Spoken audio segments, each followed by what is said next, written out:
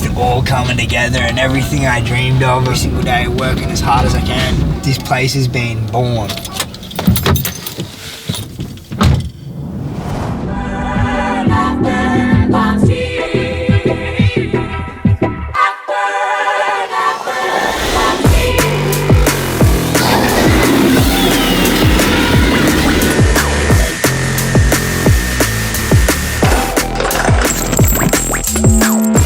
Riding here and no one knows when I'm riding. It's just me and whoever's with me, and that's it.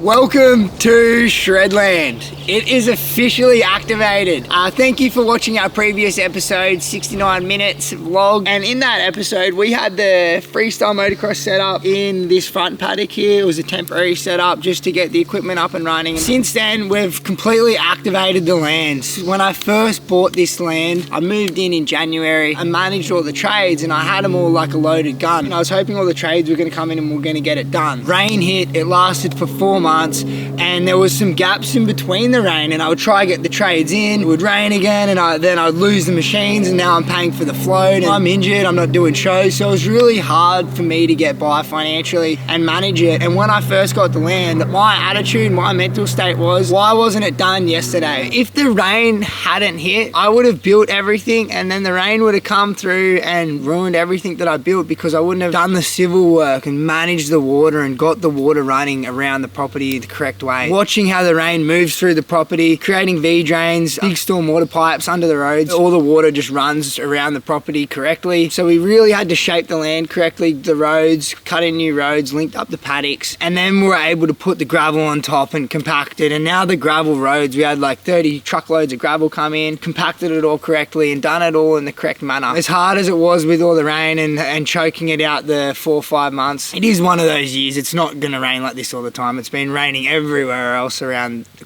Gold Coast, Queensland. I'm creating my own village here. I'm creating my own reality. Within these gates, I'm making a Harry Bink reality. I've just put all these signs up and really trying to make it very clear, like where the camping grounds are, where the freestyle course is, where the bush bath is to go swimming in the creek. We printed up some waivers because I believe the Reese Bros are coming this week.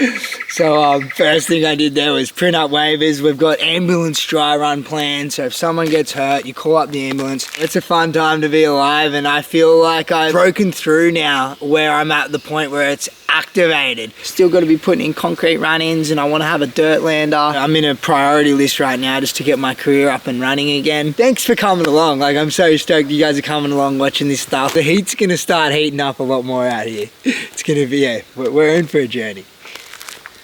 Yeah, when I had Macka and the crew up and whatnot, you're a wizard, Harry. I love that. Just the little things that count. They found a crystal rock on the pad, taped it to it. It's all the little 1%ers, 1%ers in life. But yeah, I'm frothing on that. You're gonna go to Hogwarts and do spells and stuff. As you can see, we had the freestyle set up, temporary stuff here. There's a kind of a square patch you can see on the grass there where the airbag was. We're throwing all the grass out here now, and got another toilet block put in the back there with shower, toilet, as well as the ones that I already put in, just so we're getting more of that going on. And we're gonna have camping grounds here. I've got my shed for me dirt bikes, kitted that thing out. I'll show you guys through there. But more importantly, we're gonna cruise over to the freestyle pad. And alright, so just over here behind me, there was a bit of scrub on that left side, and I was trying to make the existing road up there wider. And as I was going through there was a natural creek running under the road where I was making it wider, and there was a landslide. I nearly rolled the excavator, slid down into the ditch, just caught myself. I was very close. 16-ton excavator, big dog. It was stuck there. The creek started filling up. I nearly flooded the cab. It blew a fuse in the excavator and triggered all the emergency system in the excavator. I didn't know at the time, and I couldn't figure out why I wasn't starting. I was on the shovel till 11 o'clock that night. I put it in there just on dark, last run of the day, and then I was shoveling till 11 o'clock at night, stopped the cab from flooding. I was pretty scared. My neck was still jacked. I'm just shoveling, and there was all this rain coming. So much rain hit that night. No, that's why I was on the shovel in the rain. Electric guy come out the next day. And it took us nearly all day to get it out, but we got it out, and that's what gave me the idea to put the road in through here. So we just knocked out a bit of scrub and whatnot, and we cut the road straight through the guts connecting the two paddocks. Now I've ran the storm water pipes just here, stormwater pipes, road, and we've got the road like sitting on a nice V, so the water runs off, gravel, and then we've got the V drain running down both sides of the road, so all the water runs around it really nicely. It was actually a lot easier project than I thought, cutting the road straight through the guts. I thought it was going to be super hard, challenging, and it was one of the smartest ideas I did. And what the biggest thing I've learned is on the farm is ideas can save you weeks of work. So ideas are everything, and talking and journaling with the guys with the right amount of knowledge. So ideas can, oh man, they can save you some time. And yeah, now I got my big boulevard highway straight to my ramp setup. I can't believe we can just walk up here and not slip over. You literally were just slipping and falling. Now I feel like I'm on an M1 highway. It's a very surreal feeling, and we are now entering Vision Valley, where all the stunts go down. Very hot tip for anyone coming out here: Uber Eats does not get delivered to Bink Boulevard yet. No, there's no Uber Eats out here, so don't rely on Uber Eats if you're coming out here. Welcome to Vision Valley. We have all my career essentials, and then now I can just keep adding all the novelty stuff, as well as like I want dirt down ramps, all the jazz. 4 weeks ago, I had Scott Big Macka up here. We were walking on this pad, navigating and just visualizing where we were gonna have everything.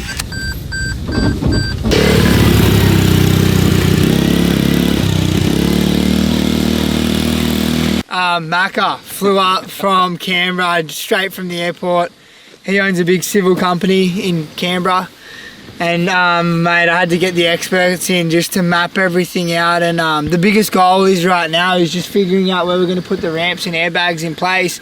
We've got a pretty unique pad going on, and the way we've designed it is just content. We want to be shooting back up on the hill and just making it look really cool.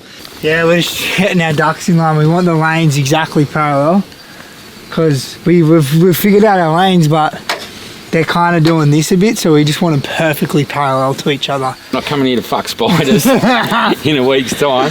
Just don't touch any of this. Yeah. Just, if you're happy with the site, leave it as it is. We'll fix it up once you got your stuff in place. Yeah. Yeah, you just get the shit in place, mark your marks out, and then get it like concrete, so you can put concrete there. Exactly. Making the lanes work so we can have the ramps right in, so they're touching for people that want to try stuff for the first time, or big ramps, Buddha ramps, and then we can go all the way back to our next generation 75, normal 75, and everything in between. I want a friendly area for like when people bring their wives, their kids, whatever it might be, they kind of need that. No, I'm not just sitting in the dirt to kind of watch it, or I'm getting toasted in the sun and I know we're cooking. Well, now I've seen your vision, Harry. Yeah. I've seen it. Stoked. When you first bought the place, I said, I want to know your vision. Yeah. Thanks, mate. Appreciate it. Really do. We can't have that without this. You know what I mean? So amen. I need a budget so that I can say, right, Harry, this puts a Band-Aid on it. Yeah.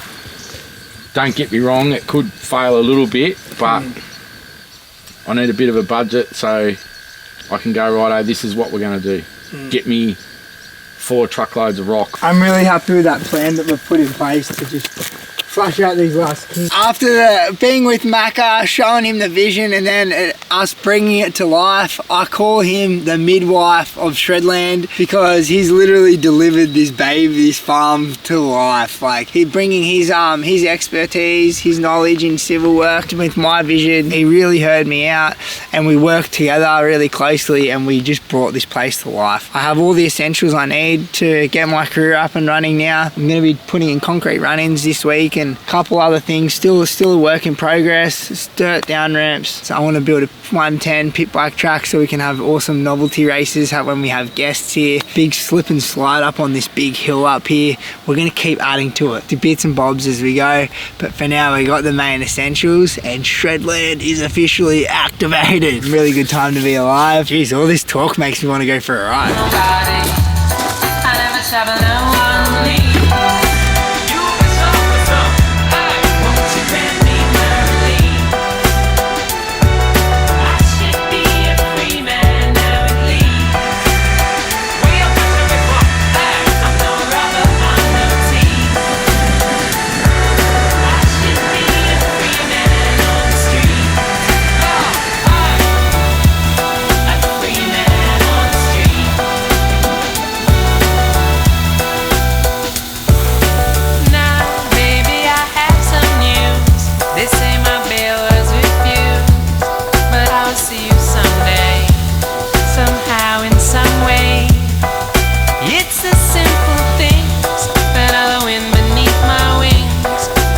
trouble nobody.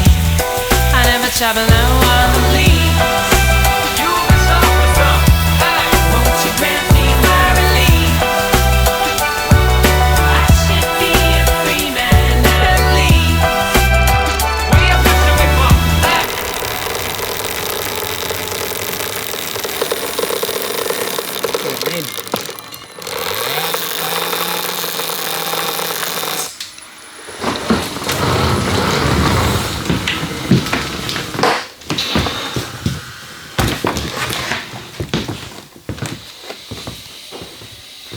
What tools do I need? What tools do I need? Bike maintenance before riding today. I'm still trying to figure out what my bike maintenance checklist is with the stocks because there's so much new stuff with it. But for me, it's pretty basic. I'm just gonna go tire pressures, check my spokes are tight. Usually I'd just make sure there's fuel in the bike. I don't know, have a look at the oil levels, but there's obviously none of that on this. Super straightforward. I got a full battery, pretty basic. Mainly just spokes and make sure there's tire pressures are hard and so I don't get any flat tires because I suck at changing tubes. 14.5 psi, that's perfect. I just run 15 to 16 psi when I ride. 16 psi, or 15, sorry.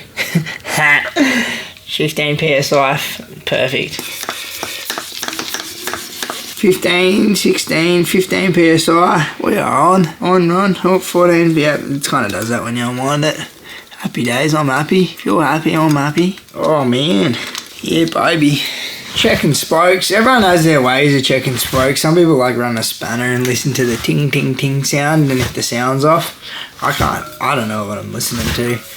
I usually just kind of go like that. You can tell if you got a loose spoke, but it has been a while since I've checked the spokes on these. I've been riding airbags, so if I ride a dirt down here, pretty much I go the way I ride. I have a loose spoke after nearly every ride, most rides anyway. But on airbags, you tighten them once and they kind of stay tight. Stark Future toolbox in this little kit here. You can take it with you anywhere.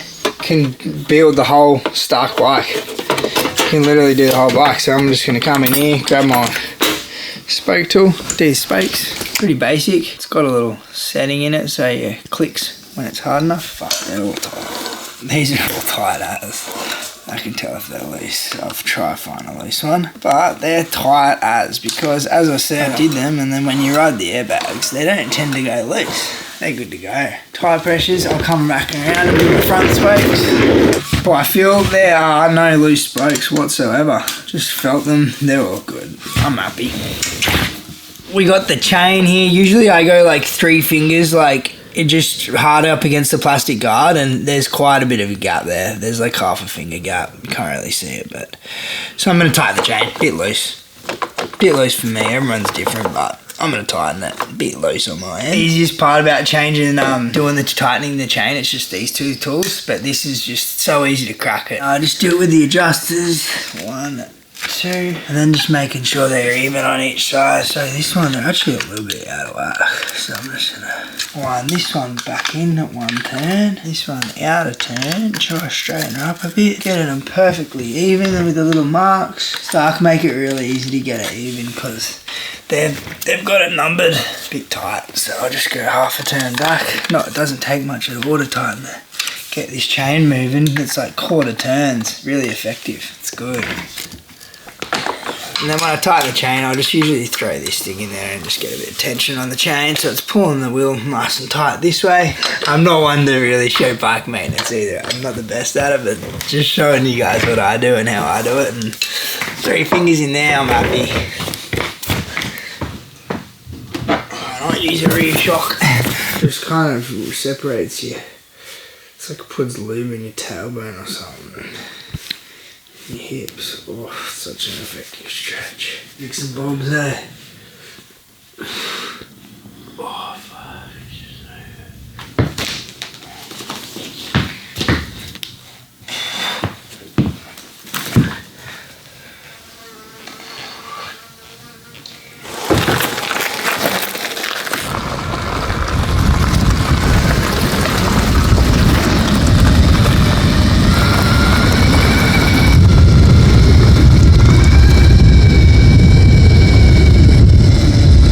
Hey Reg, how you doing, buddy? How you doing?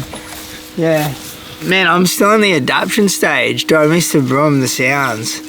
Man, you can hear yourself think without all the noises going on. There's less variables every time you're getting on the bike, right? Like filling up with petrol. It can go wrong with a combustion engine, having the air filter, dirt getting in the engine. Because we have the seat grab cut holes, like cut out, you're always checking your bike, making sure that you haven't, you know, if you're driving along the road and it starts raining, now water's going in your air filter, on your air filter, and it can get in the engine. So you're always like pulling over, putting a plastic bag over your air filter, little things like that. So like peace of mind, you don't have to worry about these things. Like you literally just make sure they got charge in them, and then everything else just works. I'm still trying to figure it all out. Adaptation stage. Do I miss it? No. It's convenient, and I'm riding here and no one knows when I'm riding. It's just me and whoever's with me, and that's it. It's not echoing kilometers away for people to know, for people to come and try watch you ride. There's a lot of peace of mind on these things. A lot of peace of mind.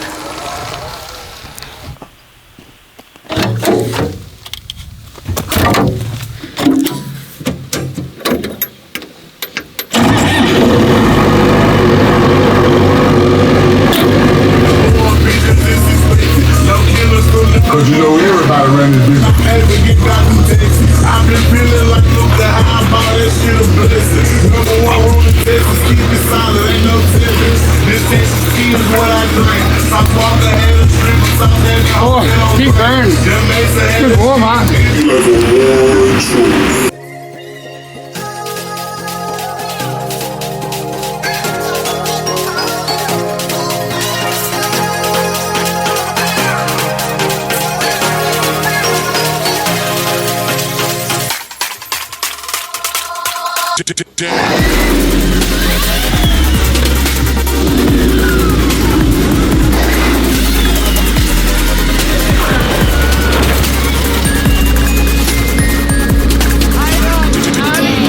That spot you're in back there is a good spot for the next two tricks I'm gonna do. Got Reese Bros coming out today. It's first collab. The whole reason I built this place, to have all our silly ideas come together and make all our nightmares come true. They're talking about bringing out paddock bashes. Are we ready? There's fireworks. Done! They want a backflip dirt bike. And I'm gonna be the guy that's gonna send them.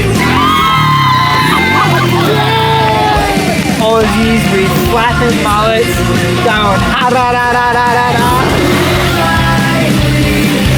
That was fucking ridiculous. Yeah, time to go.